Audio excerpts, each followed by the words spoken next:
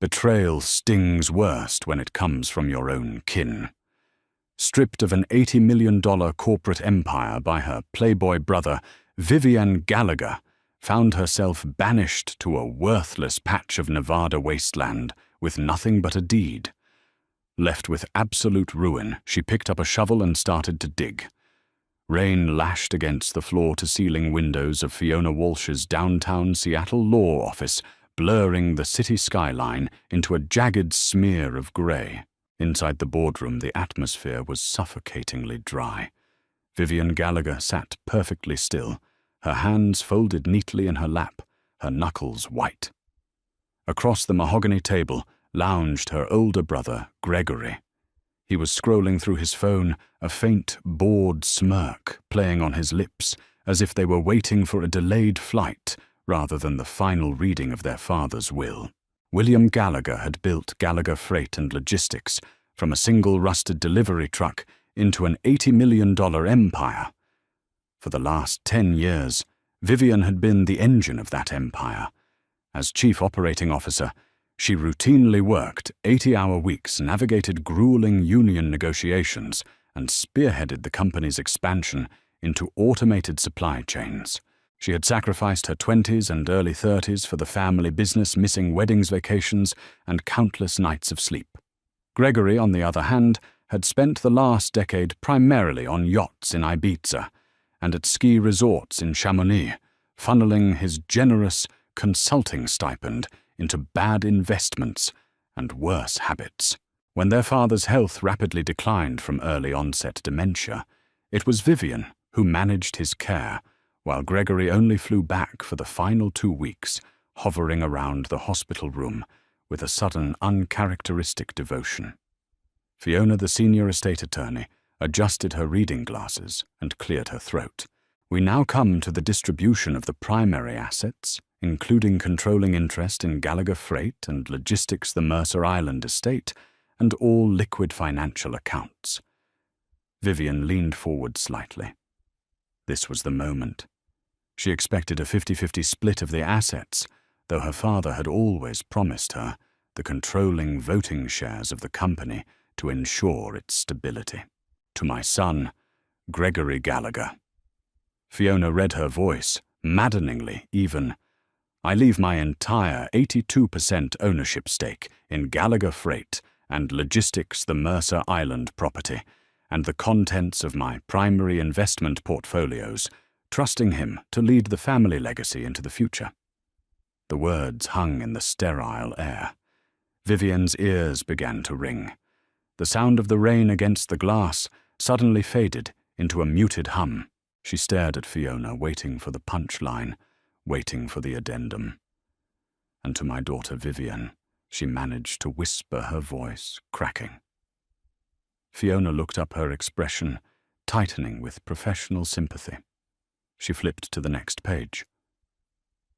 To my daughter, Vivian Gallagher, I leave the deed to Tract 42, a 40-acre parcel of land in Lincoln County, Nevada, free and clear of any encumbrances. I also leave her my sincere hope that she finds what she is looking for. No more. That's it. Vivian stood up, her chair, scraping violently against the hardwood floor. A patch of dirt in the middle of a desert. Dad bought that land 30 years ago at a bankruptcy auction for pennies. It's a literal wasteland. There has to be a mistake, or a separate trust. There is no mistake, Vivian, Gregory said, finally looking up from his phone. He didn't bother to hide his grin. Dad realized in his final months that the company needed visionary leadership. You're a great operations manager, Viv, but you lack the killer instinct to take us global. Visionary leadership. Vivian's voice trembled with a cocktail of grief and absolute rage. You haven't stepped foot in the headquarters in 4 years. You manipulated him, Gregory. When his mind was failing, you had his lawyers draft an amendment. You stole this. Careful, sister. Gregory warned, his tone dripping with patronizing faux concern. Contesting a will is expensive, and given your current financial situation, I don't think you can afford a protracted legal battle. Fiona, are we finished here? Fiona nodded, silently, handing over the thick manila folders. Vivian stormed out of the office, her mind spinning. It was a nightmare, but she was a pragmatist. She still had her title, her salary, and the loyalty of the board. She would rally the executive team. She would force a buyout or challenge Gregory's competency to run the firm. But Gregory was already 2 steps ahead of her. The next morning, Vivian pulled her sedan into her reserved parking spot at the Gallagher corporate headquarters. The rain was still coming down in sheets. She marched up to the glass doors of the lobby and swiped her keycard. The light on the reader blinked red. Access denied. She frowned, wiping the rain from the card, and tried again. Red. Miss Gallagher Vivian turned. Standing inside the lobby, looking miserable, was Stan, the head of building security. He pushed open the heavy glass door manually. He wouldn't look her in the eye. Stan, my card is malfunctioning. Can you buzz me up to the executive suite? I'm so sorry, Miss Gallagher. Stan said, his voice thick with regret. He held out a standard banker's cardboard box. Inside were the contents of her desk, a framed photo of her and her father, before he got sick, a pair of emergency heels, and her favorite coffee mug. Mr. Gallagher's orders. I was told to bring this down to you, and to inform you that you are no longer permitted on the premises. What Vivian gasped, the cold morning air stinging her lungs.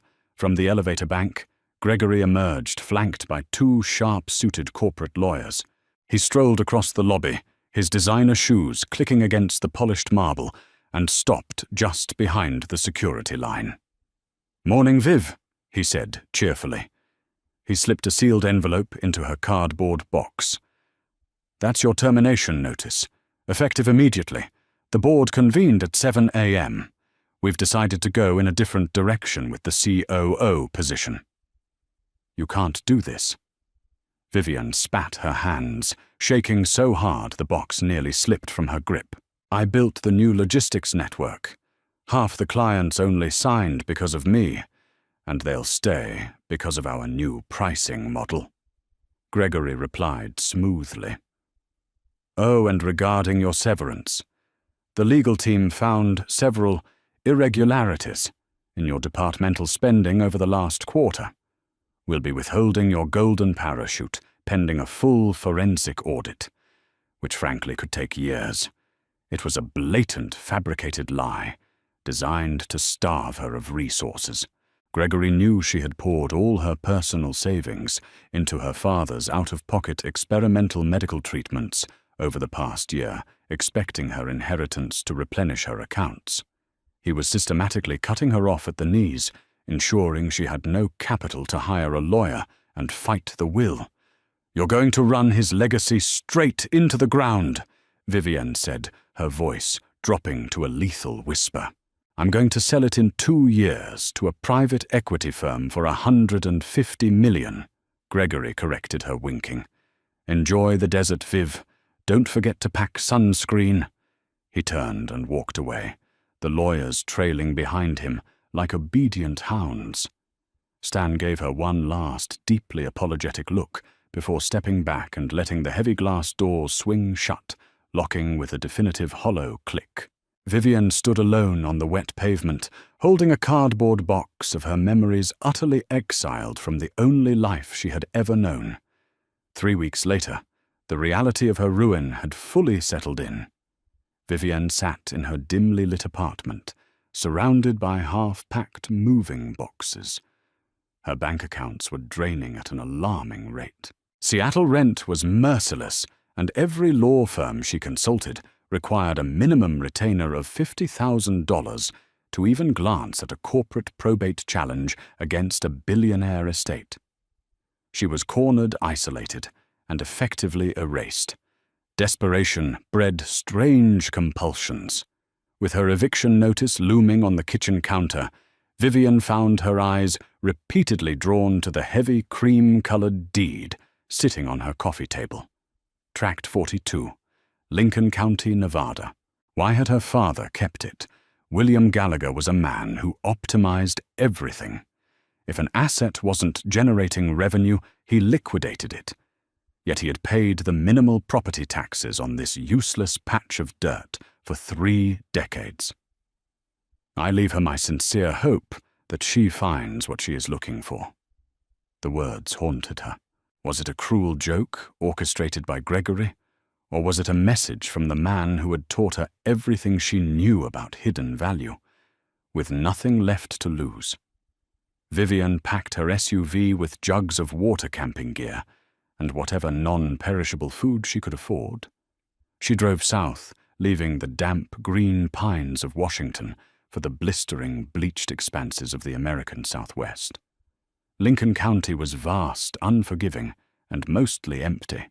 Tract 42 was located 15 miles off the main highway, down a rutted washboard dirt road that threatened to tear the suspension out of her vehicle. When she finally arrived at the GPS coordinates, she parked her car, stepped out into the 102-degree heat, and felt her heart plummet into her stomach. It was worse than she had imagined. 40 acres of cracked alkali crust, dead sagebrush and jagged rocks baking under a punishing sun. In the distance, a dilapidated wooden structure, barely more than a shack, leaned precariously against the wind.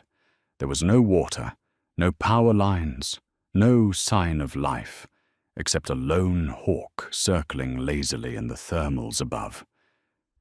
"He really did leave me nothing," she whispered, the dry wind snatching the words from her mouth. As she stood there, overwhelmed by a tidal wave of defeat, a cloud of dust appeared on the horizon. A beat-up, rust-colored pickup truck rattled down the dirt road and ground to a halt behind her SUV. The driver's side door creaked open, and a man in his late 50s stepped out. He wore a faded denim shirt, a wide-brimmed canvas hat, and a thick grey beard. "You lost, miss," he called out, his eyes crinkling against the glare. "Ain't nothing out this way, but snakes and heat stroke." "I own this land," Vivian replied, defensively crossing her arms. "I'm Vivian Gallagher." The man paused, walking a few steps closer. He tipped his hat. "Well, I'll be." "Gallagher. I'm Wyatt Henderson. My property borders yours on the north side, about 3 miles up the ridge. I knew your daddy. Met him exactly once, maybe 25 years ago." Vivian's interest spiked. "You met William out here?" Wyatt nodded slowly, taking in her pristine city-bought hiking boots. "Yep. He drove out here in a fancy black town car that had no business being on these roads. Stood right about where you're standing, looked out at the dirt, smiled to himself like he knew a joke nobody else did, and then drove off. Never saw him again. Did he say anything to you? Just that he was planting a seed?" Wyatt chuckled, wiping sweat from his brow. "I told him nothing grows out here. He just gave me a look and said, 'The best investments are the ones that take a while to bloom.' Figured the heat got to him. Listen, miss. This land is dead. The mining companies scoured it in the 60s and found squat. If you're planning on staying, you better have lots of water. Flash floods come through the dry washes without warning, too. Watch your step." With a polite nod, Wyatt climbed back into his truck and drove off, leaving Vivian alone with the oppressive silence of the desert. She spent the night in the back of her SUV, tossing and turning as the temperature plummeted. When the sun crested the horizon, casting long purple shadows across the cracked earth, Vivian made a decision. She wasn't going back to Seattle.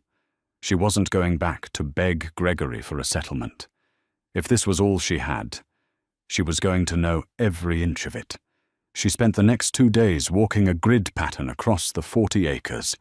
She found rusted tin cans, sun-bleached animal bones, and endless fields of quartz and shale. By the afternoon of the second day, her skin was burned, her lips were chapped, and her resolve was fraying into sheer anger. She was walking near the eastern boundary along a dry, sunken riverbed, when her boot caught on something hard. She stumbled, scraping her palms on the coarse gravel. Swearing loudly, Vivian turned around to kick whatever rock had tripped her. But it wasn't a rock. Sticking 2 inches out of the hardened earth was a thick piece of oxidized steel rebar. It was cut perfectly flat on the top. Vivian frowned. She knelt down, ignoring the sting in her palms, and brushed away the loose sand around the metal. As she dug with her bare hands, she noticed the dirt here was different. It wasn't naturally compacted. It was loose, sandy, and mixed with crushed gravel. It was filled dirt. She stood up, her heart suddenly hammering against her ribs, and backed away to look at the wider area. The dry riverbed had a natural curve, but right where she was standing, there was an unnatural, perfectly rectangular depression in the ground, about 10 feet wide and 20 feet long. The sagebrush surrounding it stopped in a sharp, straight line, refusing to grow over the rectangle. I leave her my sincere hope that she finds what she is looking for. Vivian sprinted back to her SUV. She drove the 15 miles back to the nearest highway, sped to a small hardware store in the town of Pioche, and threw a heavy-duty steel shovel, a pickaxe, leather work gloves, and 6 gallons of water onto the counter. The cashier looked at her like she was insane, but Vivian didn't care. When she returned to Tract 42, the sun was at its zenith, turning the basin into an oven. She put on the gloves, grabbed the pickaxe, and walked down into the dry riverbed. She raised the heavy iron tool above her head and brought it down hard into the center of the rectangular depression. The physical labor was a revelation. With every swing, she channeled her fury. A swing for Gregory's smug smile. A swing for the board members who didn't defend her. A swing for the endless hours she gave to a company that threw her away like trash. Sweat poured down her face, soaking her clothes, blinding her eyes. But she didn't stop. She dug for 3 hours straight, her hands blistering inside the thick leather gloves. She was 3 feet deep, standing in a trench of her own making, when the pickaxe came down and didn't bite into dirt. Clang! The sharp, unmistakable sound of metal striking hollow metal echoed off the canyon walls. Vivian froze her breath, coming in ragged gasps. Her arms were trembling from exhaustion, but a surge of pure adrenaline washed the fatigue away. She dropped the pickaxe and fell to her knees. Using her hands and a hand trowel, she frantically scraped away the packed dirt. First, she revealed a layer of thick, industrial-grade plastic tarp. Underneath that was a layer of poured concrete. And set into the center of the concrete, completely buried beneath the desert floor, was a massive rusted steel hatch. She cleared the edges of the door, her fingers raw and bleeding. There was a heavy iron wheel in the center, and attached to a thick steel latch on the side was a heavy-duty combination padlock. Vivian wiped the dirt and sweat from her forehead, staring down at the buried door. Her father hadn't left her a barren wasteland. He had left her a vault, and she was going to rip it wide open. Rain had been her enemy in Seattle, but here the sun was a relentless interrogator. Vivian stared at the heavy iron wheel and thick steel padlock securing the buried hatch. The combination dial had 4 digits. Her mind raced through the obvious choices. Her father's birthday, the founding year of Gallagher Freight, her own birth year. She tried them all. The lock remained stubbornly shut. Frustration mounted, threatening to overwhelm the fragile hope she had excavated. She sat back on her heels, the scorching dirt burning through her jeans, and closed her eyes, summoning his voice. William Gallagher was a man of meticulous codes. He never used obvious passwords. He despised sentimentality in business. What was the secret? Vivian replayed her last meaningful conversation with him before the dementia had stolen his sharp mind. They had been discussing supply chain bottlenecks. He had said, "Always remember the route, Viv. The very first haul. Route 50 trailer 42. Wait, Tracked 42. She scrambled back to the heavy padlock. 5042. Her hands shook as she aligned the rusted numbers on the dial. 5, 0, 4, 2. She held her breath and tugged the metal clasp. With a harsh grinding scrape that echoed across the desolate basin, the padlock popped open. Vivienne let out a breathless gasp, tossing the heavy lock into the dirt. She grabbed the iron wheel with both hands, braced her boots against the concrete lip, and pulled with every ounce of strength she had left. The hinges screamed in protest, shedding decades of rust, but the heavy hatch slowly lifted. Stale, cool air wafted up from the darkness, carrying a metallic scent.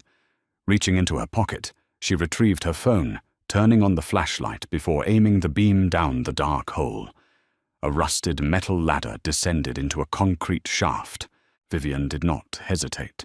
She climbed down her boots, clanging hollowly against the rungs. 10 feet down, her feet hit a solid floor. She swept the flashlight beam around the room and froze. This was no dusty root cellar. It was a climate-controlled, highly reinforced bunker. Rows of sleek, dormant computer servers lined the walls, thick black cables snaking across the floor like dormant serpents. In the center of the room sat a massive steel desk. On top of it lay a single pristine leather binder bearing the corporate logo. Vivienne approached the desk, her heart pounding a frantic rhythm against her ribs. She wiped the dust from the cover and opened the binder. Inside were legal documents, printed on heavy stock paper, bearing the official seals of the state and federal government. The first page was a certificate of incorporation for a company called Apex Logistics Network. Vivienne gasped. Apex was the proprietary routing algorithm she had spent 7 years developing for her father. It was the absolute crown jewel of their entire freight empire, the sole reason they were valued at $80 million in the current market. She flipped the page, her eyes scanning the dense legal jargon. The second document was a transfer of intellectual property rights. William had quietly stripped Gallagher Freight of its most valuable asset and transferred full ownership of the Apex algorithm to this newly formed holding company.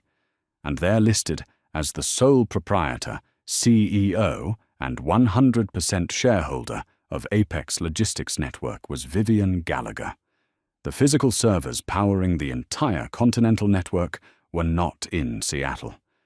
They were buried right here, under 40 acres of worthless Nevada dirt. Her father had not left her a barren, empty wasteland. He had given her the keys to the kingdom, cleverly insulated from Gregory's greedy grasp. Vivienne let out a ragged, disbelieving laugh that quickly turned into a sob. Her father had known. He knew his mind was slipping, and he knew Gregory would swoop in to manipulate the final will. So William had legally severed the company brain from its body, hiding the brain where only Vivienne would have the tenacity to find it. Without the Apex algorithm, Gallagher Freight was just a collection of aging trucks and expensive leases. Gregory had inherited a hollow shell. She held the power. Vivienne noticed a small red master power switch on the wall beside the servers, accompanied by a satellite uplink terminal. The bunker was entirely off the grid, powered by a buried solar and battery array. A note in her father's scrawled handwriting was taped above the switch. It read, "When you are ready to take the wheel, flip this." Vivienne reached out her fingers, trembling with anticipation. She flicked the switch upward. The room hummed to life. Blue lights flickered across the server racks. The cooling fans roared. The brain of the empire was now fully awake and under command. Gregory Gallagher sat down in his corner office, nursing a glass of expensive scotch. He was admiring the panoramic view of the Seattle skyline when his desk phone began to ring incessantly. It was his chief technology officer, looking completely panicked. The entire nationwide logistics network had just gone offline. Thousands of trucks were suddenly stranded. At way stations, automated warehouses were instantly frozen, and client portals were flashing fatal error codes. The entire system was locked behind an encrypted firewall they could not penetrate. Gregory demanded immediate answers, screaming loudly into the receiver, but his frightened CTO had absolutely none. An hour later, Gregory's private cell phone buzzed. An unknown number flashed on the screen. He answered it with a sharp bark. "Who is this?" "Hello, Gregory." Vivian's calm, measured voice floated through the speaker. Gregory scoffed. "Vivian, I do not have time for your begging. We are dealing with a massive cyber attack." "It is not an attack," she replied smoothly. "It is a repossession. Did you ever wonder why Dad bought Tract 42, or why the company tech infrastructure was audited so thoroughly last year? He was moving the intellectual property. I own the algorithm, all of it, Gregory." Silence stretched across the line, heavy and suffocating. Gregory gripped the phone so tightly his knuckles turned white. "You are lying," he hissed. "I own Gallagher Freight. I own absolutely everything here." "You own the trucks," Vivian corrected him. "You own the office chairs, the water coolers, and the massive debt. But without my software, those trucks do not move. You are bleeding millions by the hour. And in exactly 3 days, your private equity buyers will pull out when they realize they are purchasing a paralyzed company. You played a very dirty game, Gregory, but you fundamentally misunderstood the board you were playing on." "What do you want?" Gregory asked, his voice finally cracking the arrogant veneer, shattering into 1,000,000 pieces. "I want the company back," Vivian stated firmly. "I want you to sign over your entire 82% controlling stake to me. In exchange, I will grant you a one-time severance payout of $2 million. Enough to keep you on the ski slopes, but far away from my boardroom." "$2 million?" Gregory sputtered, outrage coloring his face. "The company is worth 80. "Not without me, it is not," Vivian countered sharply. "You have until tomorrow morning to sign the documents." She hung up the phone. Vivian stepped out of the bunker, climbing back up into the blinding Nevada sunlight. The desert did not look so barren anymore. It looked beautiful. It looked like pure victory. Wyatt Henderson's dusty pickup truck was parked near her vehicle again. The older man was leaning against the hood, a knowing smile playing on his weathered face. "You found what he buried, then?" Wyatt asked, tipping his canvas hat. Vivian nodded, wiping the dirt from her jeans. "I did. Turns out it was not just a seed. It was a fully grown oak tree waiting." "I reckon you will be heading back to the city now," Wyatt noted, looking out across the vast, empty landscape. "Yes," Vivian replied, looking at the deed in her hand. "But I am keeping this land. It is the most valuable thing I own." The following morning, a frantic corporate courier delivered a stack of expedited legal documents to Vivian's hotel room in Vegas. Gregory had capitulated. The private equity deal was collapsing. The board was threatening a vote of no confidence, and he had absolutely no other option. He had signed away the empire for a fraction of its true worth. Vivian returned to Seattle a week later, not as a desperate outcast, but as the undisputed reigning monarch of Gallagher Freight. The rain was still falling when she swiped her newly minted top-tier security badge at the corporate headquarters. The light flashed a welcoming green. Stan, the security guard, beamed a brilliant smile as he opened the heavy glass doors for her. She walked into the boardroom, took her rightful seat at the head of the long mahogany table, and began the hard, satisfying work of rebuilding her father's true legacy. She had survived the deepest exile imaginable. The empire was hers again, stronger and more secure than it had ever been before. Gregory was gone, banished to his European resorts, permanently locked out of the family business. She had turned a barren patch of desert into the ultimate checkmate. The Nevada sun had burned away her naivety, leaving only forged steel behind. She looked out the window at the beautiful city below. The storm had finally passed, and the horizon was perfectly clear. Her father had taught her the greatest lesson perfectly. The true treasure is never found where everyone else looks. It is buried deep, waiting for someone willing to dig. If you loved this dramatic tale of ultimate betrayal and brilliant revenge, please hit that like button right now.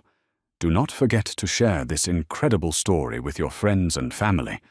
Subscribe to our channel for more thrilling real-life stories, wild plot twists, and inspiring tales of justice. Leave a comment below, telling us what you would do if you found a secret bunker in the remote desert. Thanks for watching, and we will see you next time.